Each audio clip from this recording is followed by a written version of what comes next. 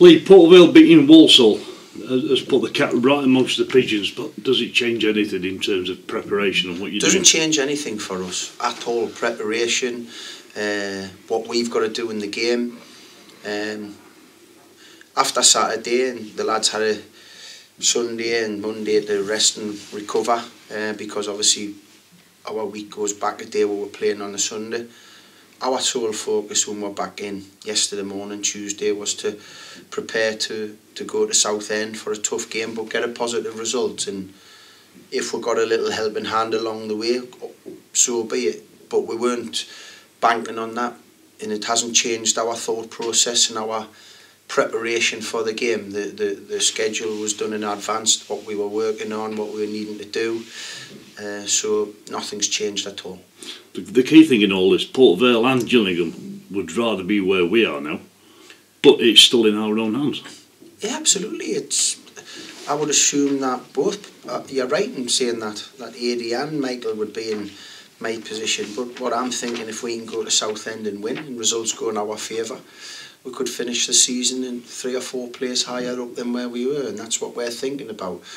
There's tension from both teams involved in our game. Southend have to win the game, probably, to have any chance of getting in the playoffs, which that's been their aspirations all season. There'll be an expectant crowd, so we obviously have our own issues to deal with as well. So just like when we went to Bolton a couple of weeks ago, and Bolton was second top, and knowing that if they could have got the 3 points there, probably might have moved them closer. So us taking that valuable point that night tells me that we can go to these places and get results. Not so long ago we've done the same at Millwall also. You're probably the worst person in here to answer this question, but how has it come to this? Has it come from being second in the table in September? Well, I can only comment on my reign here, and we've had 7 clean sheets from 13. We had a disappointing 10 days in the 3 games. Did we deserve to lose all 3? Probably not.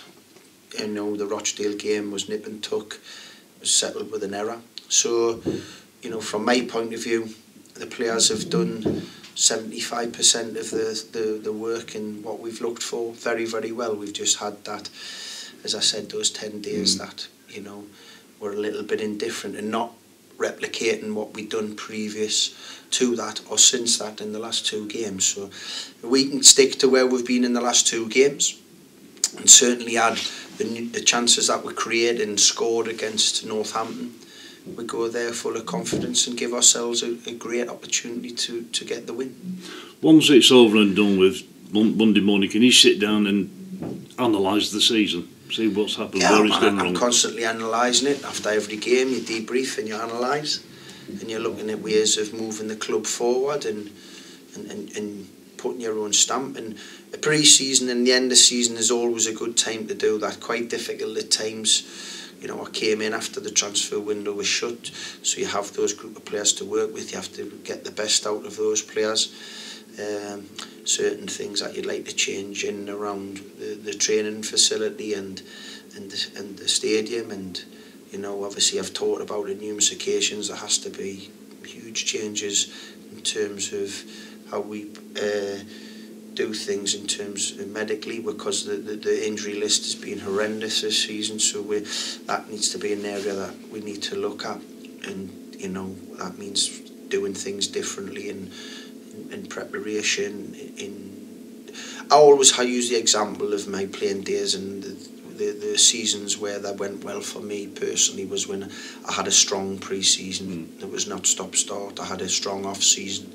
So those things are key now. When we get the last game over with, we look to get those things right so we don't have a repeat of this season. Because, you know, I'm sitting here as the manager and you know, it was great on Saturday for me to give Nathan Cameron an opportunity. You know, obviously just for a few seconds even, it was a big lift.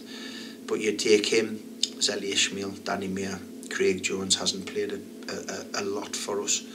You're talking players there who would be, you know, classed as in your starting 11 if you're going to give yourself a chance to be successful. So for me not to have an opportunity to work with those lads has been tough, so I'm giving myself every opportunity come the off season and pre-season, so those lads are available to us as much as possible next season.